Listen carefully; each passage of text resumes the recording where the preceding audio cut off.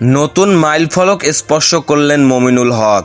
শ্রীলঙ্কার বিপক্ষে টেস্ট সিরিজে ব্যাট হাতে পুরোপুরি ব্যর্থ টাইগারদের টপ অর্ডার। তবে ব্যাট হাতে একাই লড়াই করেছেন অভিজ্ঞ ব্যাটার মমিনুল হক। সিলেট টেস্টের পর চট্টগ্রামেও রান পেয়েছেন এই বাঁহাতি ব্যাটার। সেই সঙ্গে টেস্টে 4,000 রানের এলিট ক্লাবে প্রবেশ করেছেন মমিনুল। চট্টগ্রামের জহুর আহমেদ চৌধুরী স্টেডিয়ামে শ্রীলঙ্কার বিপক্ষে সিরিজের দ্বিতীয় ও শেষ টেস্টের আগে 60 ম্যাচের 112 ইনিংসে 3,975 রান ছিল মমিনুলের। 4,000 রান থেকে 25 রান দূরে ছিলেন এই অভিজ্ঞ ব্যাটার।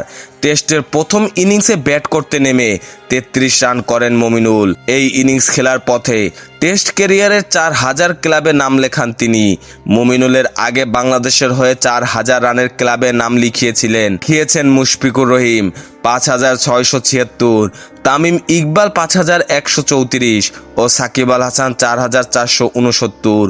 এছাড়াও বাংলাদেশের তৃতীয় ব্যাটার হিসেবে টেস্টে লঙ্কানদের বিপক্ষে 1,000 রান পূর্ণ করেন মমিনুল।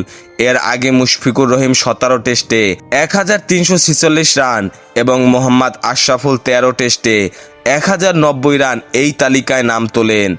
2013 সালের মার্চে গল টেস্ট দিয়ে শ্রীলঙ্কার বিপক্ষে অভিষেক হয় মমিনুলের। এখন পর্যন্ত 61 টেস্টের 113 ইনিংসে 12টি সেঞ্চুরি ও 17টি হাফ সেঞ্চুরিতে 38.53 গড়ে 4,008 রান করেছেন তিনি।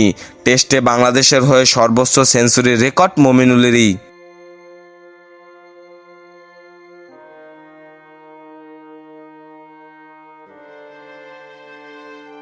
খেলাধুলার সকল আপডেট পেতে আমাদের ইউটিউব চ্যানেলটি সাবস্ক্রাইব এবং ফেসবুক পেজটি ফলো দিয়ে লাইক, কমেন্ট, শেয়ার করে আমাদের সাথে যুক্ত থাকুন। ধন্যবাদ।